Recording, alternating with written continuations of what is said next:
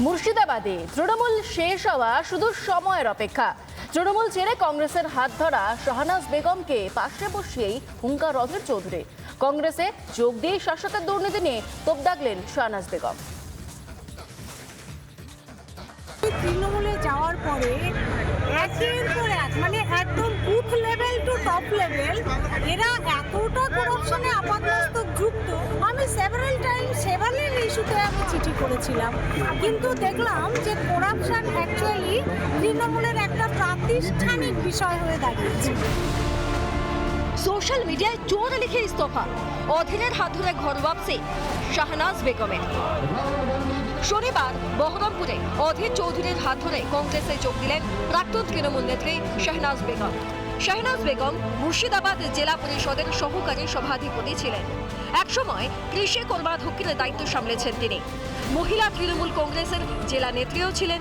সেই শাহনাজ বেগম কংগ্রেসে যোগ দিয়েই দুর্নীতি ইস্যুতে বিস্ফোরক। 51 লক্ষ টাকা লক্ষ্মীর ভান্ডারের টাকা ডোমকল ব্লক থেকে ফেরত যায়। ভিডিওকে এই ফেরত দিতে বাধ্য হতে হয়।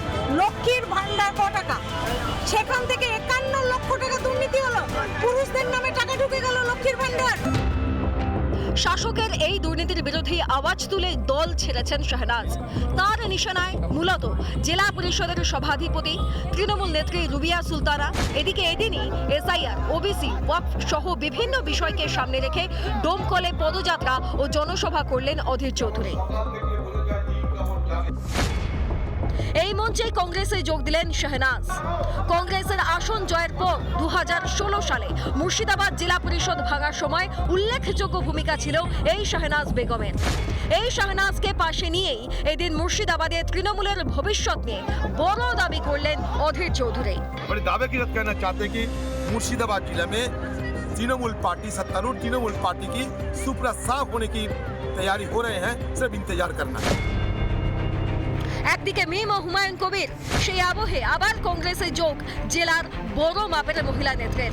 সব মিলিয়ে নবাবের জেলায় তৃণমূলের অস্বস্তি বাড়ল বলেই মনে করছে রাজনৈতিক মহল। রিপাবলিক বাংলা। নানা ধরনের কন্টেন্ট দেখার জন্য লাইক করুন, শেয়ার করুন আমাদের ফেসবুক পেজ, সাবস্ক্রাইব করুন আমাদের ইউটিউব চ্যানেল। পাশাপাশি অন্যান্য ব্রেকিং নিউজের জন্য অবশ্যই চোখ রাখুন রিপাবলিক বাংলায়।